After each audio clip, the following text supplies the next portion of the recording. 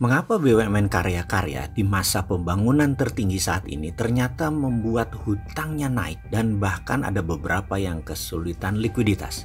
Kok bisa ya? BUMN dimanja tapi merugi. Kita juga sering ingatkan bahwa hanya di negara sosialis komunis BUMN itu jalan. Dan Indonesia kan bukan negara sosialis komunis kan?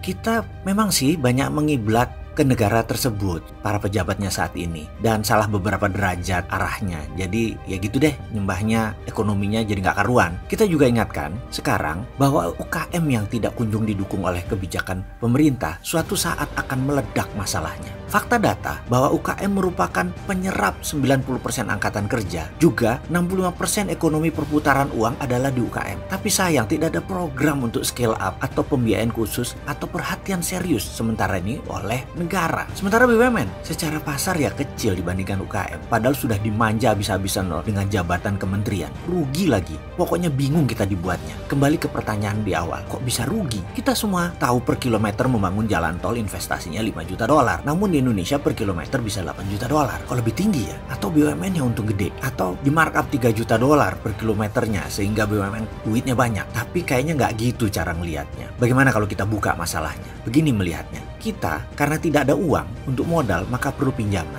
untuk membangun proyek-proyek infrastruktur. Ternyata dalam hukum perbankan yang bisa dibiayai hanya 70% alias yang 30% kita tetap harus store equity, store modal. Sementara kita tahu ekspansi bisnis atau usaha itu sebaiknya pada saat ekonomi lagi boom, bukan pada saat ekonomi lagi bust. Pertanyaan sederhana, Indonesia saat ini lagi boom atau lagi bust ekonominya? Atau kalau pertanyaan anak-anak kelas SD begini, Indonesia ini ekonominya lagi tekor atau surplus? Kalau jawabannya lagi surplus itu boom, kalau jawabannya lagi tekor ya bust. Jadi kita tahu semua bahwa kita saat ini ekonominya lagi tekor, tapi kita ingin membangun, ya terpaksa disulap. Bagaimana nyulapnya? Yaitu modalnya harus 100% pinjaman. Bagaimana supaya dapat pinjaman 100%? Ya proyek itu dinaikkan 50-100% supaya 70%-nya merupakan 100% dari nilai proyek tersebut dan pinjamnya jadi 100%. Mulai paham? Efeknya apa? Hutang BUMN besarnya haram jadah. Sementara proyeknya kalau terlalu dipaksakan untuk membayar hutang pinjaman 100%, ya sudah nggak pasti masuk. Sementara proyek terlalu dipaksakan untuk membayar hutang pinjaman 100%.